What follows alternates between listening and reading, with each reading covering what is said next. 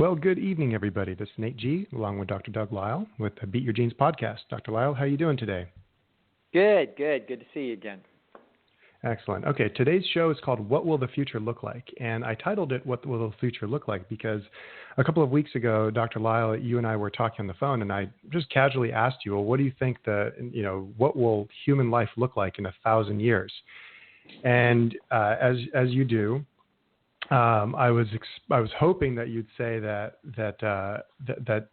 life is going to be grand and we're going to have all these innovations, and you did say that. You explained a lot of really fun stuff, and I've been fascinated ever since about what you think the future will look like. And I was a little disappointed because I thought, man, where were you when the .com bubble was bursting, and where were you when Yahoo and Google and all those places were taking off? So, so we're going to talk about that. Well. We're going to, broke with no money to invest. Oh well, such is life. All right. I wish you could have told. Yeah, but we're gonna talk over an article that one of our listeners sent us called "The Rise of the Bromance: Threatening Heterosexual Relationships," warn social scientists. And then we're going to go over a question from one of our listeners about the primary goal of humans and what our next evolution will look like. Now, before we go to that, we have a caller who's been on hold. This is Dan from New Hampshire. So Dan, welcome to the show. You're on with Dr. Lisle. Hey, how's it going? First of all, I love the podcast. And cool. Dr. Lisle, I love the Pleasure Trap. Literally changed my life. That was exactly what I needed at the time that I picked it up. So I'm honored to be talking to you. Oh, it's a pleasure. Absolutely. All right, what's up, and what are we working on? What are we trying to get better? Yeah, so I'm glad that I was able to find your take and everything discussed on this podcast and how it's rooted in science and evolutionary psychology, and it's a lot more rigid and tangible than some of the self-development type stuff I'd got myself wrapped up into for a couple of years before that. And so that said, I was actually kind of mired in some struggles with not only like drugs or anything, but like a binge eating disorder and a porn addiction, and it was just kind of a mess. And I think in large part from understanding the way you explained the dynamics of addiction and all that, I've got myself out of that. But now I'm kind of wondering, I know this podcast is called Beat Your Genes and not just adhere to your genes. And I was curious to know if you had any thoughts on, basically, I'm a very creative, artistic guy, and I think I'm very talented, specifically musically. And I know, biologically the purpose of life is just gene replication, as you've explained it. But I'm finding that I'm kind of, a ship without a breeze in the ocean here. Like, now that I've kind of got some of my basics covered, if the purpose in life was just to reproduce and it wasn't to do anything grand with your passions and your creative pursuits, do you have a stance on that? Like which direction you should head? Yeah, let's talk about this. The concept here is that the biological purpose of life is to reproduce genes. And so it's through that lens that we can understand both the physical and psychological architecture of all animals, including humans. So we essentially what we do is we can look at human behavior and i.e. the motivations behind it and the feelings that accompany it, and we can reverse engineer why those features happen to exist inside this species as opposed to other features. So instead of being fascinated with eucalyptus leaves, which we're not, the way a koala bear is, we know that if we're not fascinated with them, it's probably not part and parcel of human evolutionary history. Now, so we have to keep two separate issues in mind. What we're trying to do here is we're trying to enjoy the daylights out of your existence. We face mortality with our eyes wide open. And we realize that in all probability, there isn't anything after this. This is all the time you've got. You don't know how much time there is. And we're not going to get caught in a trap of trying to do something, quote, lasting, because that's a joke. It's not lasting, and nobody cares. And so you don't want to have spent your life trying to be so outstanding at some great deed that they have a statue of you in a park somewhere in Spain 2 centuries from now and some birds crapping on the top of that statue. We don't care, okay? Now, so we're not going to fall for a trap that I call the hill climbing trap of trying to do something so grand that the whole world knows your name and that they're bowing down to your legacy, in the village 100 years from now. Who cares? Our focus should be on the present and the context of your life and the emotions that flow through your nervous system between now and the day you die. So our job is to enjoy this existence. Now, question is, how do we do it? And the answer to that question is going to be complicated, and it's going to have a few principles that are worth being aware of.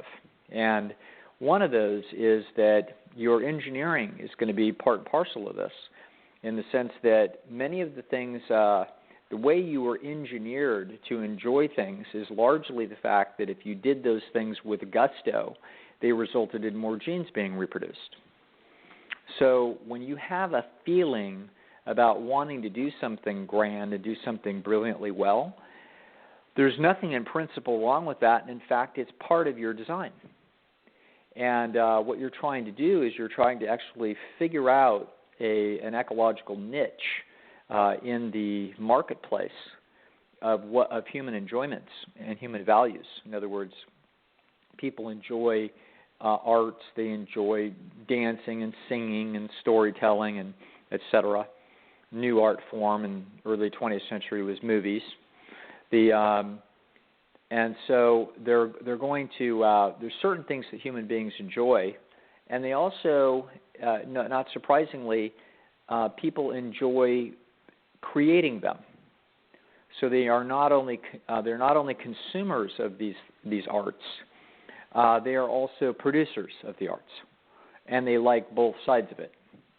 Now, you tend to like things mercifully where you are relatively strong at them. That's partially because you get good feedback from other people about it, and you tend to be disinterested in things that you are pathetic at. Okay, so relative to other people, that isn't always true, but it tends to be the case because you're designed by nature to be partly interested. Part of your excitement about anything is the fact that, unbeknownst to you, there's little neural connections down deep in your soul about anything that are connected to the survival and reproductive benefits that you are apparently accruing when you are pursuing these things. So if you're pretty good at drawing pictures and the girls in the 6th grade are oohing and awing at your drawing ability, then that's you probably like to draw anyway, and now you're going to keep drawing and keep drawing and keep drawing as long as they're oohing and awing. And a few years from now, if they start taking their clothes off, you may be drawing until your last day on Earth. Okay. So the point here is that you weren't designed to be thinking and worrying particularly. You're not designed to be thinking about your reproductive success. You're designed, actually, you certainly think about sex and plot and plan that you're not really thinking about reproduction particularly. You're thinking about sex. However, you are also designed to enjoy the competitive processes of producing displays that the opposite sex in particular, or even other people, same sex, would find fascinating, awe-inspiring, and admirable. So it isn't that we say, well, gee, what's the point of this whole thing anyway? It's just a bunch of genes, and then it's sitting in a vehicle, and it dies. No, there's no existential crisis here. What we have here is a very interesting challenge. And the challenge is, now that we know how the game is wired up. We actually know its purpose. Our job now is to say, fine, okay, probably as a result of that being the purpose, there's probably some traps in it. And so we're going to try to avoid the traps while we actually harvest the potential that sits inside the organism for enjoyment. Our job is to look at your nervous system like an extraordinary board game, a video game. And our job is to actually hit those circuits brilliantly to try to have an optimal life experience. Now, most people will just follow their instincts. In fact, that's all they will do is follow their instincts.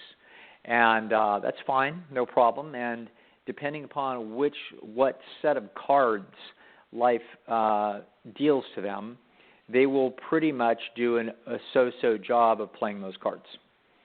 So if some guy is average attractive, average smart, lives in an average town, he'll probably wind up with an average job and an average wife and an average pair of kids and an average life experience. And if it turns out that he's in, the Sudan, it's going to be lousy because that's a bad set of circumstances for this particular ape. But if it turns out that he's in San Diego, he's probably going to have a pretty decent life, not bad. Now, our job is to take that life, which would be at the 50th percentile for the general population's, abilities and experience there in the United States, and we're going to try to move the needle north. And so we're going to try to actually behave smarter, and we're going to try to do things in such a way that we have a greater life experience. One of the life characteristics of a human life experience that will make it excellent is something that you made mention of this when you're describing a little bit of your sort of puzzlement about what this all means. The truth of the matter is, one of the really cool things to do is to take the gloves off, roll up your shirt sleeves, and really take a run at doing things just as well as you could possibly do them, to try to do a really great job. Okay? Why? Well, for one thing is that your own internal audience is watching your efforts, and it's watching how hard how well and how diligently you are actually pursuing some competitive processes. And those competitive processes have to do with you trying to do things that the village is going to find valuable. Now, that may be frivolous, i.e., you're going to be an actor in, The Road to Rio, whatever it is. So that could be that, or you could be trying to find the cure for cancer. But whatever it is, you're trying to compete with other people that are trying to do that same, those same human values and that same basic socioecological niche. And so they have the similar tasks that you have. And there's nothing in the world wrong with, and in fact there's much right, about the idea of pursuing excellence and trying to do a superb job. Now, what we're not going to do is we're not going to try to be a world champion, not unless that comes with unbelievable benefits and comes easily enough to us that it just so happens to be a side effect of us doing something very well at a pace and with an amount of our life budget that makes sense. The reason why we want to keep things like this budget in budgets, or what I'd call in balance, is because it would be, for example, if your next door neighbor had an organic strawberry farm and they would keep coming over and bringing you strawberries, they could be really, really good. But the thing is, you only want about 4 or 5 of them a day. Then after that, you don't really like them that well. And it's really not that great eating 25 of these things a day. They start taking up the space and displacing the fact that there's other foods that you don't like as well as strawberries, but you like them better than strawberries after you've had 7 or 8 strawberries. And that's the same thing that can happen with dedicated, driven human achievement, where we're trying to do something outstanding. The point is that if we get caught up in the outcomes, the competitive process of trying to do something spectacular and earth-shattering and anything else, The problem is it's very easy to get life out of balance and then to be disappointed when we fall short because we didn't get the outcome, etc. So what we're trying to do here instead, more than focus on the outcome, is I want people to focus on the process. I want them to pursue the excellence behind the motivation of watching their self-esteem mechanism activate the pride circuits that comes with knowing that they dug in and that they did an excellent job at what it is that they were attempting to do. The reason why they were doing it was ultimately for some competitive processes and that they wanted to get recognition and heterosexual chips and cachet and money and other things that would come with excellence. That's fine. But we also have to keep such pursuits in balance, or else the genes have beat us. And the desire to get to those outcomes has sitting inside of a competitive landscape that is very, very difficult to get to the top of any dominance hierarchy in the world today, or anywhere close to the top of a dominance hierarchy, without unbelievable, phenomenal commitment where it's way out of balance. Okay? So if you want to be the chief of thoracic surgery at Stanford, good luck to you. You're going to have to dedicate your life to getting to the top of that little dominance hierarchy, and you're going to have essentially no communication with your wife or husband, however that works, not much communication with your children, and you're going to not be able to play golf and enjoy that, i.e. all the other grapes and grapefruit and bananas and everything else that you would want to have for breakfast, because all you're going to be eating is strawberries, nothing else. Okay? So I would encourage you to look at this life as an adventure and to have the notion that when you have things that spark your interest where you might have relative strengths, that you could pursue those strengths and actually achieve some interesting things, some things that might be really remarkable. They could even be timeless. Okay? You might trip over and be part of or do something like Casablanca, that 80 years later you look at that thing and it's still incredible. But the point is, what we want to focus rather than on the externals of what the achievements could bring, what we want to do instead is focus on how much we're enjoying the process as it goes. And that's where we're trying to beat our genes, with the process rather than the outcome. Does that make sense? Yeah, that was really insightful. Thank you. Good. Okay. All right. Cool. Thank you. Excellent. Other questions that come up about that, or is that all? Is that directing that discussion in the way that you needed it? Yeah, for sure. I had so many things I wanted to ask, but that was the main crux of it. Yes. Just one quick follow-up. Sure. I know I did mention that I do music. It's kind of a dichotomous situation that I found myself in, where I do a lot with singer-songwriter work, where I do guitar, piano, singing, all that type of stuff. And then I also do hip hop with rapping and real hardcore lyrics and everything, and they're a lot different from each other.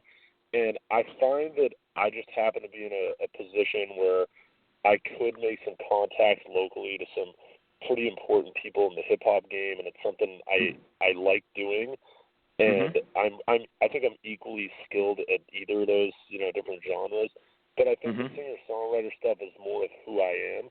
But the hip-hop stuff, I see as yielding an easier, means into that lifestyle that I want with, give me more heterosexual chips, as you were saying. And I found myself struggling to choose which I would rather. You know what I mean? Okay. In general, I would look at this thing as this is where you want to, in some ways, follow your nose and not be afraid to make a mistake.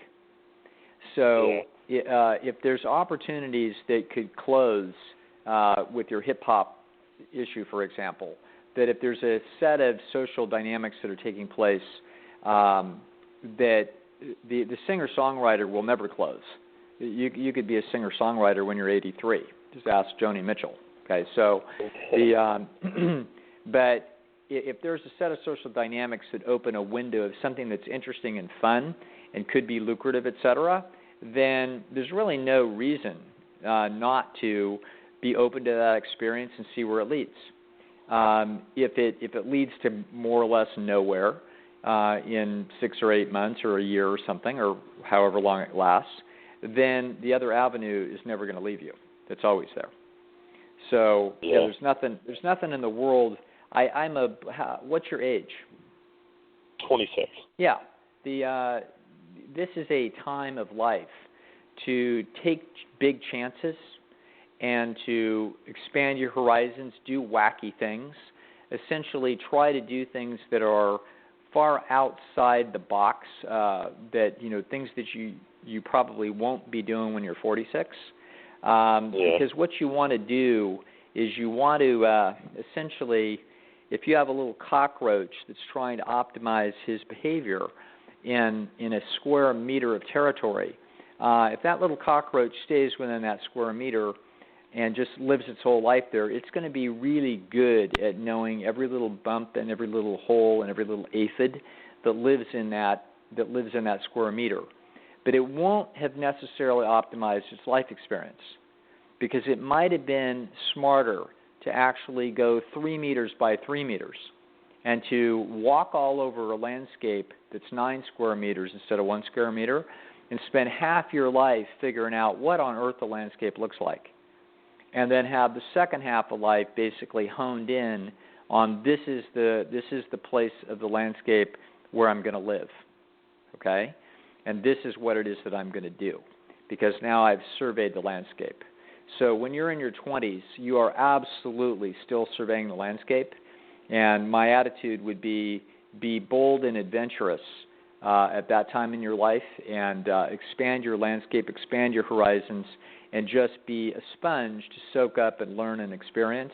There's plenty of time to pull in your horizons closer to you later, after you know, this is me, this is what I want to do. I'm now much more certain of that, and I'm willing to essentially get more focused and less broad. So that's how I look at that. Okay, cool. Okay. Yeah, that's awesome.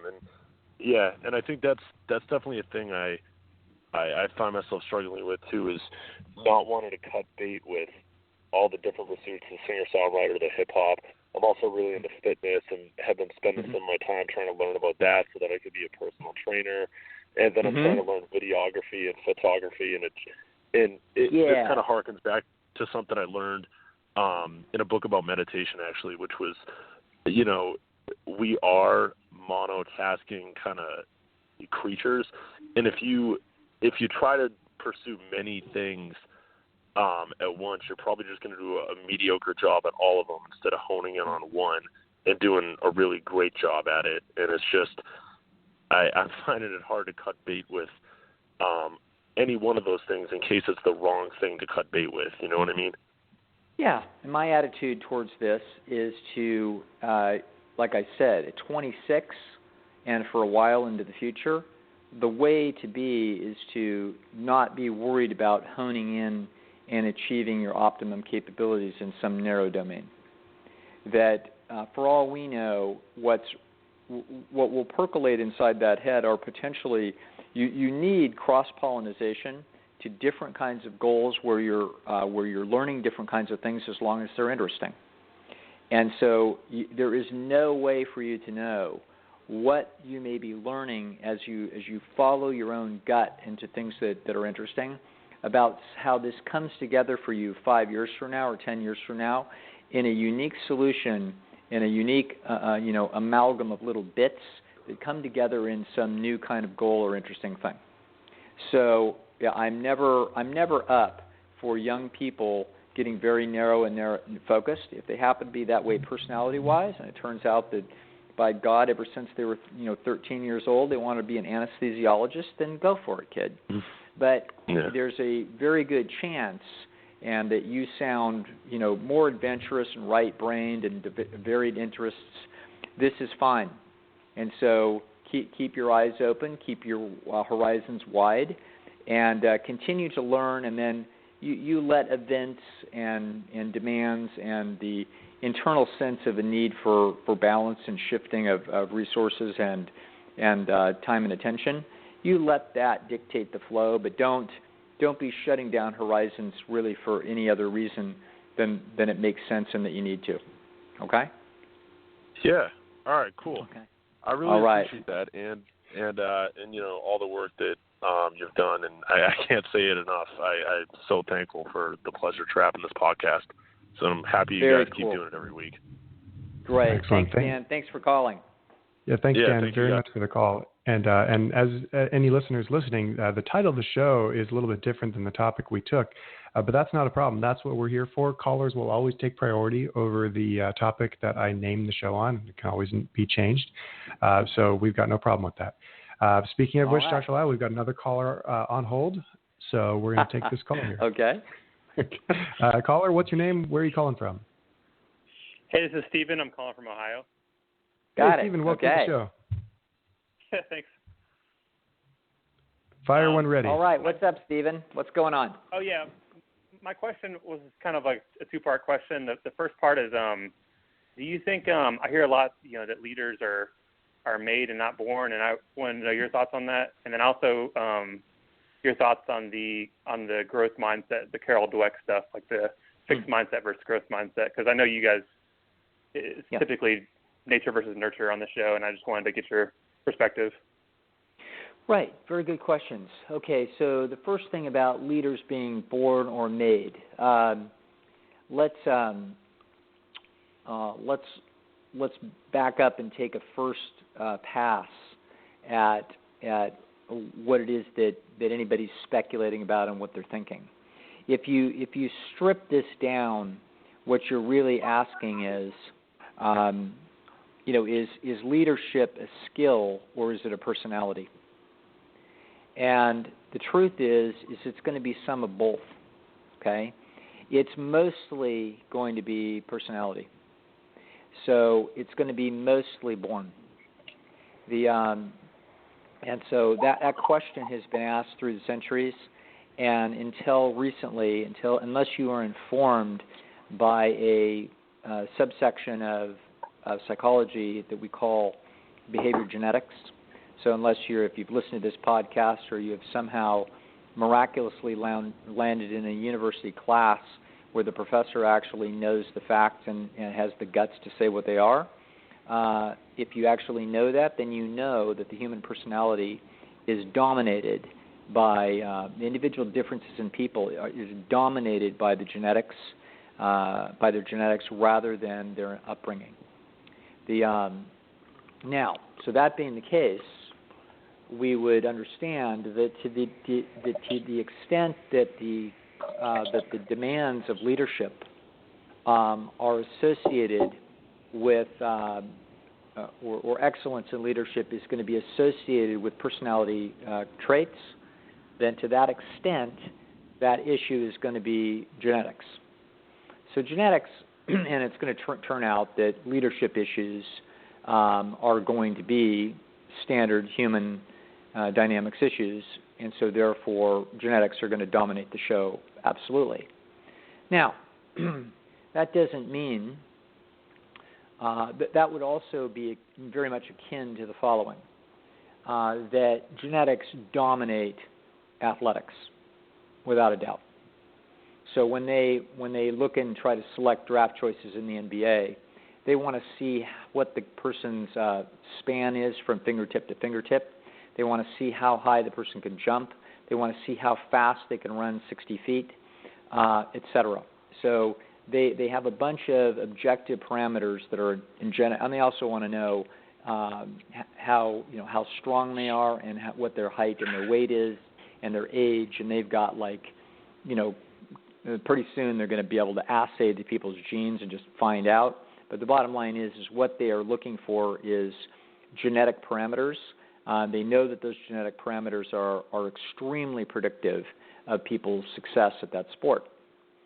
Now, they also want to know some other things, like how good is the guy at pick and roll, okay? What are his ball handling skills? Now, these things are much more learned, And so this has to do with whether or not the person has the specific skills. You could have one whale of an athlete, but the guy's never picked up a basketball. He's been playing soccer in Ethiopia. Okay, so as a result, you might look at the guy and you're like, oh my God, you'd be a fantastic basketball specimen. What are you doing playing soccer in Ethiopia? Now, so the point is that you also have to assess the skills of the specific problem that specific market niche is seeking. So you could have a great leader, but the guy doesn't know anything about building refrigerators. So you can't put him in charge of a refrigerator building, plant. Okay, that's not going to work very well. But the point is that the particulars of any issue, given the fact that the particular knowledge demands with respect to any leadership issue are some X amount of information, and that X amount of information can be learned in X amount of time. The question is, who do you pick to do the leadership? And the answer is you're going to be picking by genetics. So in that way, leaders are born. They're not made. There's people we can see even from experiments done by McGargy all the way back in the 1960s that within less than a minute, most human dyads will very quickly determine a dominant and submissive human. And those things tend to be stable. So the two people meet, they just shake hands, they start chit-chatting. They don't even know they're doing it, but they're figuring out who's the follower and who's the leader just that fast. Okay, so the answer to the age-old question, are leaders born or made? The answer is leaders are absolutely born, but they have to be made to the extent that they have to have the requisite background in the details of the area of which that they're leading. So you don't put a brilliant CEO in charge of a platoon that's going to try to take Bunker Hill. That's not what you do. But if you gave that guy 2 years in the military so that he knew enough about military strategy and et cetera, then that's exactly who you would put charging Bunker Hill. Make sense? Yeah, in my job, they're always doing like leadership development stuff, and I was just wondering about that after listening to your show. Like is there any point in trying to be a better leader if I'm not like a natural leader? Yeah, if you're not a natural leader, then this is a total waste of time. So okay. If you get stuck in leadership issues, then there's little skills that you can do to make your leadership ability better in some ways. But if it's not in the genes, then there's no point in hoping that someday this person's going to be some great leader, because it's not going to happen. Okay, cool. Okay? All right, you had a second question. I forgot what it was. Oh, it was about mindset. My other question. It was about mindset. Carol Dweck. Mindset. Yeah. Mm-hmm. Yes. Dweck's research, just to fill people in that are listening, is this notion that, for example, if you take children and you have them and you tell them, I have them working at some math problems, and then they get done and you say, well, you really made a really good effort. That was an excellent effort.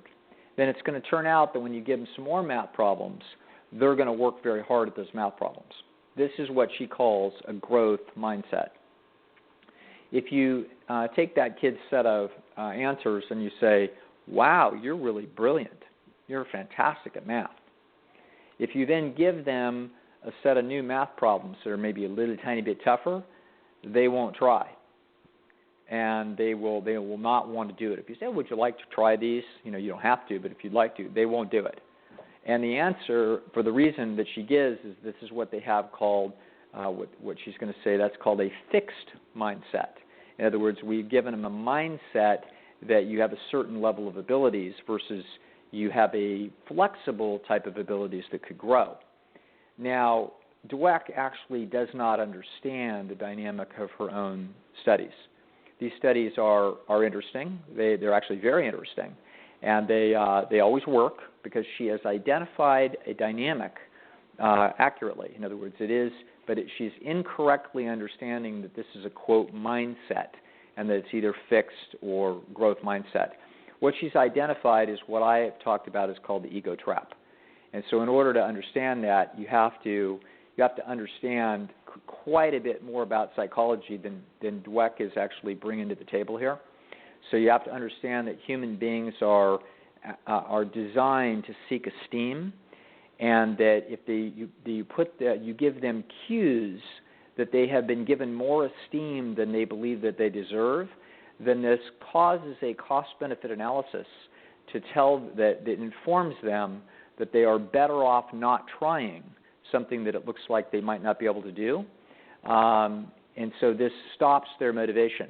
So essentially, you need to understand that all motivation of all animals is being run through a cost-benefit set of algorithms, all ultimately mathematically associated with what's known as Hamilton's rule.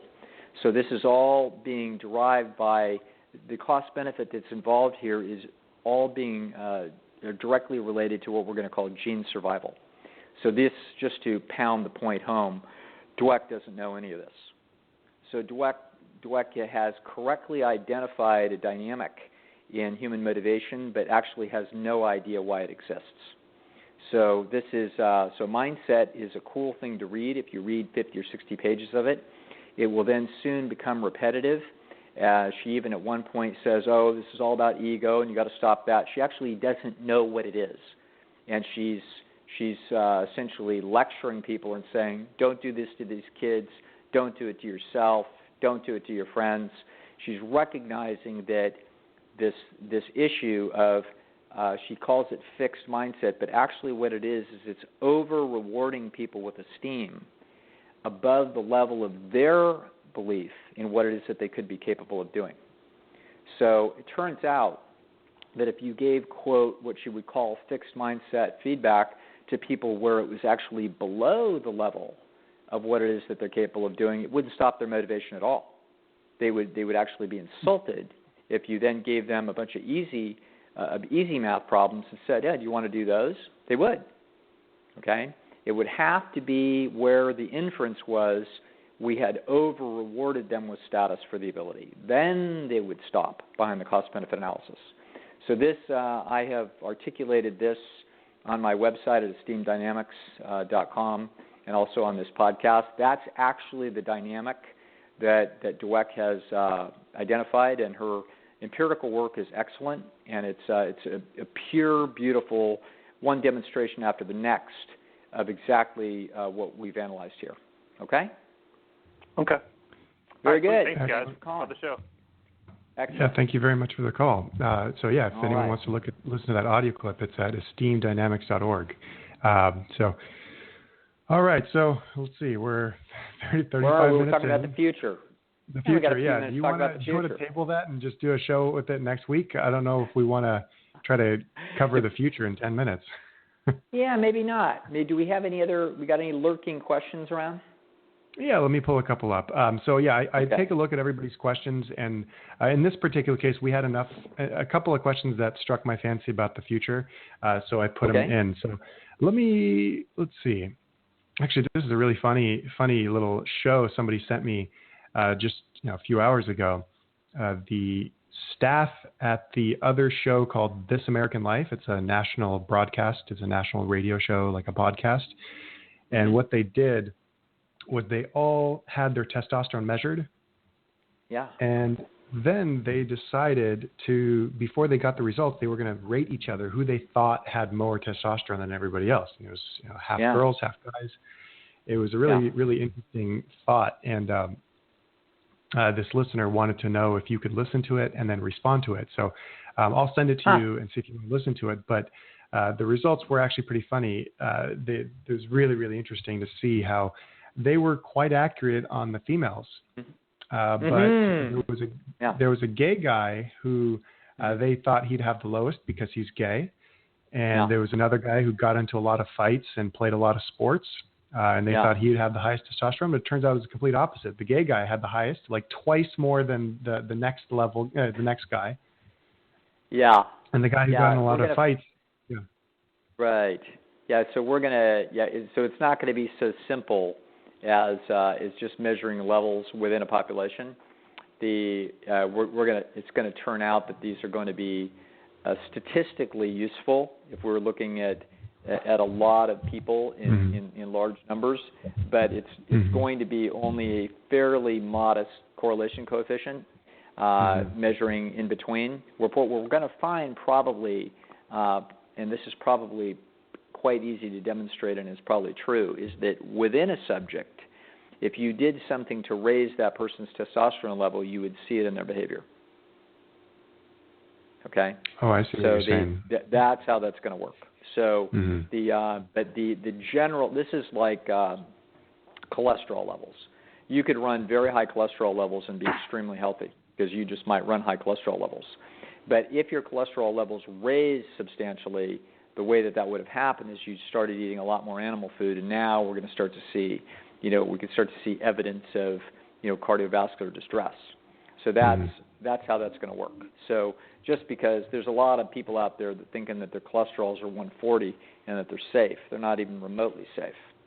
Your cholesterol level could be quite low, and yet that's just because you naturally run cholesterol low, but you could be having a lot of cardiovascular problems. So this is the same kind of thing, that it's more important about the within subject changes that could take place, although the between subjects should be somewhat informative because the dynamic is real. So that's why populations, for example, that have very high cholesterol levels statistically are far more likely. They're going to have higher percentages of heart attacks and strokes than populations that have less. But on an individual basis, it's not going to be so useful as a predictor. Okay? Oh, I see. So that's what's happening there. But it's interesting, and the same thing will be true of the females, but I'm not surprised. So it would be interesting to look at the correlation coefficients between testosterone levels in a population of a sample of 80 people and where that lined up to certain personality characteristics, particularly, for example, disagreeable. I would be very interested in that correlation coefficient. I'm sure it's there, and I'm sure it's pretty solid correlation coefficient. But I'd be interested in knowing whether it's 0.3 or 0.6. I think, in other words, is it just a little modest correlation, or is it a pretty big one? That somebody someday may figure that out. That's a good PhD thesis. Mm-hmm. Yeah, the interesting part with this show is the scientist who was going to do the blood tests. He was saying, be careful, because this ends up pitting people against each other, and now there's no question. If everyone believes that testosterone is the big indicator of status, then now there's no question where you stand. But from what you're saying, this can be you've got a little subgroup that thinks that's the end-all, be-all indicator. You can influence that little micro social network. Yeah, exactly. That's like all the sweaty armpits amongst a bunch of grad students when you start doing the block design on a Wechsler intelligence test. Suddenly, we've got the great objective measure that's going to measure who's the smartest, and everybody's all upset about it.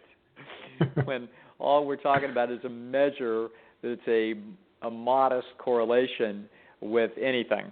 And so exactly. But that's all fun and games as long as people can keep it in the proper perspective. Mm-hmm. Mm-hmm. Excellent. Yeah. What was interesting is the girl who had the most testosterone was actually 7 months pregnant.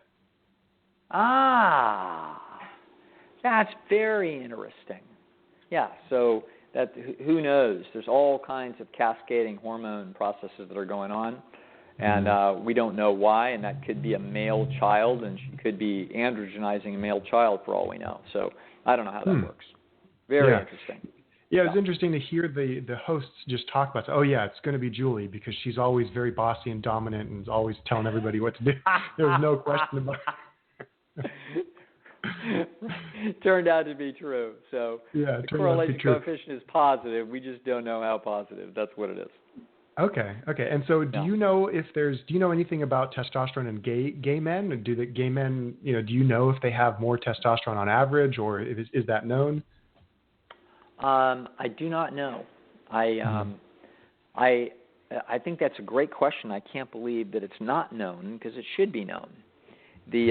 I would assume that it would be pretty close to heterosexual men. If it's lower on average, I would expect that this would be a pair of overlapping bell curves that would be pretty close. I don't think that they would be a pair of bell curves that are very far apart.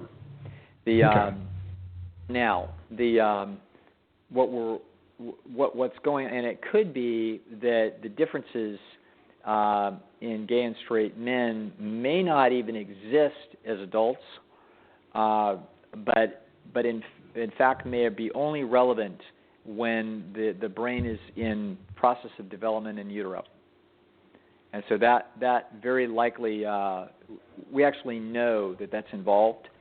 So that it could be that that differences are involved there in how androgenized the brain is at that point. And then after birth, there may not be any differences that you subsequently see. So I don't know. Interesting question, and somebody should know if they don't. Fantastic. All right. Dr. Lisle, I think we'll how do you feel about calling the show, and we'll do the future thing next week. That sounds perfect. Sounds just great, Nate. Excellent. So Dan and the two callers that called in, thank you very, very much for calling in. We really appreciate it. Again, callers take priority, so we'll go over what the future will look like next week. Dr. Lisle, as always, pleasure hearing you talk.